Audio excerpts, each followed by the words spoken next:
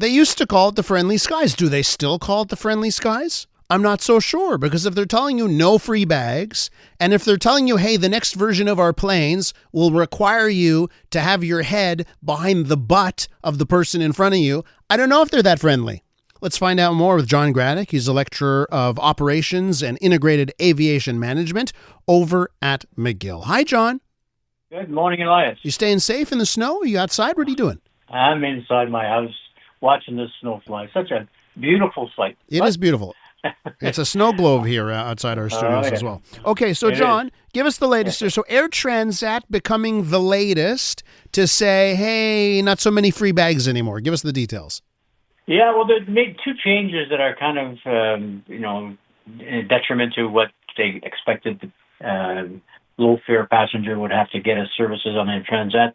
It used to be that on their lowest fare possible, they allow you to, in fact, take a carry-on bag with you along with your purse or your laptop bag. Now that's not going to happen. They're basically starting to charge you for the carry-on bag. That will, in fact, be part of their fee structure for flights in North America as well as the Caribbean and some flights to in Canada. However, flights overseas in Atlantic, on the North Atlantic and to Morocco, they will not charge you for that carry-on bag. Okay. So they're joining the crowd. They're joining the crowd. Joining the crowd, and especially if you're going to go over an ocean, I guess you still get to keep that one bag. But I guess I guess this comes down to there is that relentless pressure. If your competitors are able to show a lower price base fare and you're not, you seem more expensive. Is that what's happening here? Nope, it's not. No. Everybody's playing a fair game, so everybody can see everybody else's fare. So what's going on is that they're all matching as close as they possibly can the price leader in the marketplace. Mm-hmm. And because of that action, they're reducing their revenues, of course, and they're seeing opportunities to increase revenue by doing all of these ancillary fees. So whether it's a fee for your formerly carry-on bag, or increased fees for your check bags, or more fees for your seat selection, all of those ancillary fees now allows the airline to make, kind of not necessarily break even, but better align their fare structure with the cheapest guy in the street. So they're making money, but not as much money as they would have with their fare structure. So is there an opening here for airlines to do things a little bit different to differentiate themselves from others when it comes to baggage? Yeah, they can. I think that's definitely a way of doing business. However, you're going to be on the outside looking in, because you're going to be in a situation where you're going to have to compete on the price side. And then you're going to have to, give away an opportunity to increase your revenue with all of these fees that are out there. From a customer perspective, yeah, you basically look at, potentially gaining some market share by waiving all of these fees. But, the airline industry is not very much, not very customer sensitive these days. They're looking to, they're all going down to the lowest common denominator, which is lowest fare and all of these ancillary fees. So customer service is not part of their equation these days. Okay, so they say consumers vote with their wallets, right? Mm-hmm. So what are the votes telling us nowadays? How are consumers voting when it comes to booking fares, booking flights? Oh, they're shopping. They're really, really shopping. They're being very astute in terms of looking at fares. There's all kinds of algorithms out there. There's all kinds of websites that will scour the internet. You put your destination where you want to go. You want to go from Montreal to Munich.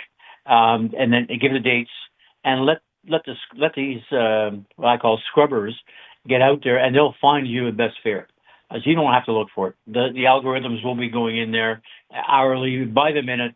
Fares change by the minute. So these scrubbers will, in fact, go out there and have a look at the marketplace and get you the best deal they can. You don't have to do that anymore. So AI is taking over the shopping for airfares.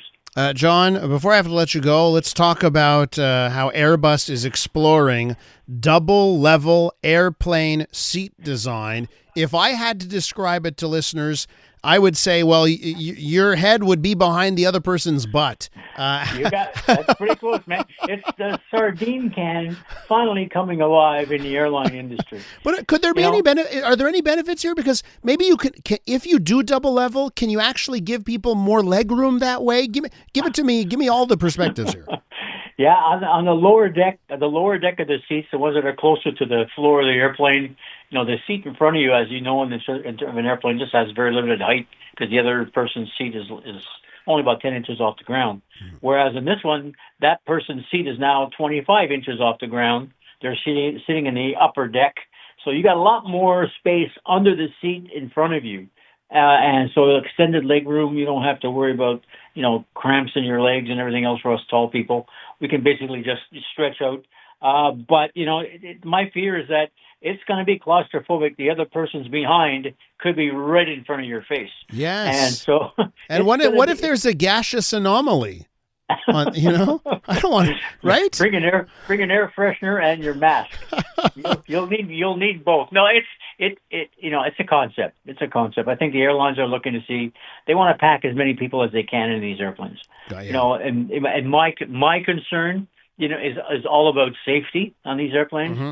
Now, tell me how fast can you unload a double stack airplane in the case of an emergency? Would this be what Airbus is showing off or exploring? Would it be for future plane designs, or could this be retrofitted into current planes?